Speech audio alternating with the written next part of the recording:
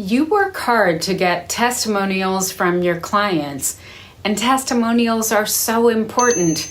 I mean, when you're trying to sell a product or service, your prospects want to hear what you have to say about it, for sure.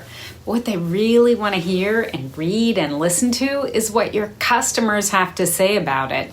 How people just like them, people that they can relate to, how those people did with your product or your service. Honest reviews build trust, and they help people to make the leap and think, maybe this could work for me too. I'm Pamela Wilson, and I coach people to build profitable online businesses. Subscribe to my channel so you can build your online revenue. This video is about what to do with your testimonials once you have them. But just in case you haven't gathered testimonials yet, I recommend using the 6 magic questions that my friend Sean D'Souza shares. Send these questions to your happy customers to get a powerful testimonial back from them. And one note, if you sell a service, just substitute the word service for the word product in the questions that I'm about to share. Question 1, what was the obstacle that would have prevented you from buying this product? Question 2, what did you find as a result of buying this product? Question 3, what specific feature did you like most about this product? Question 4, what are 3 other benefits of this product? Question 5, would you recommend this product, and if so, why? Question 6, is there anything else you'd like to add? That last question is an open-ended question that gets lots of great information from your customers, so be sure to include it. These questions together give you testimonials that have a beautiful story arc. The resulting testimonial usually walks people through where they were before they found you, what they discovered while they worked with you, and then what happened after you worked together.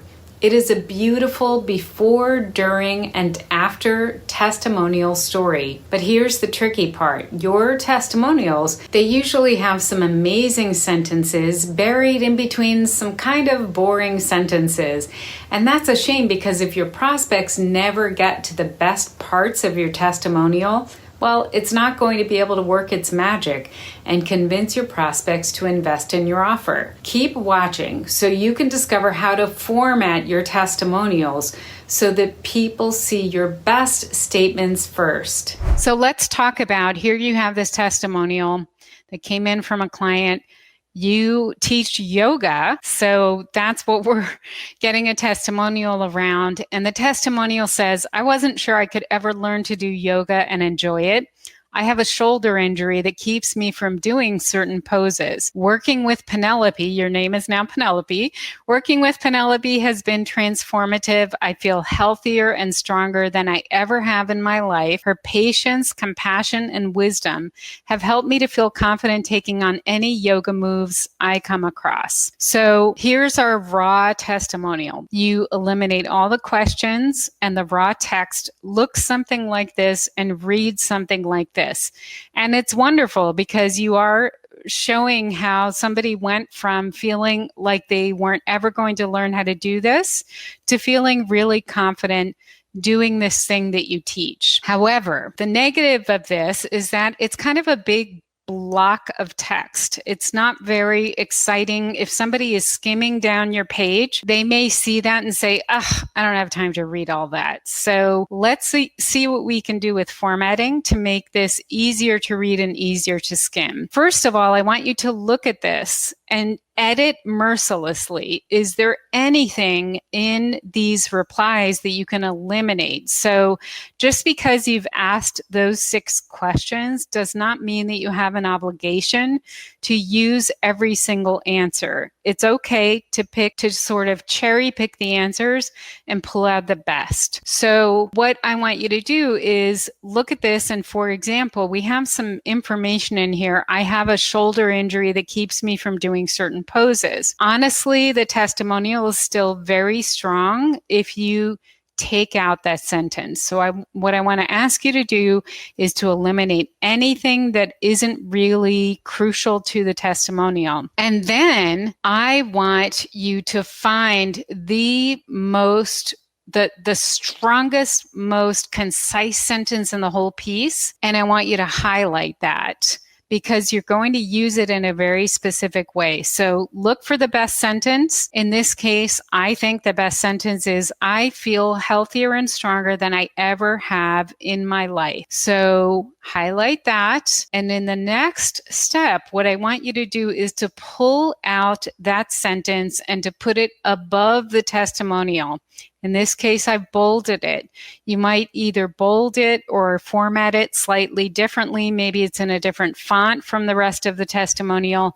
Somehow you want to highlight it. Now, you can continue to repeat it down in the copy, but what you're doing is pulling out this really powerful line and highlighting it. So now the testimonial reads, I feel healthier and stronger than I ever have in my life. And then we have the rest of the copy. What's the advantage and what's the point of doing this? The point of doing this is that some people reading your sales materials will never read a full paragraph, but they will read a single line.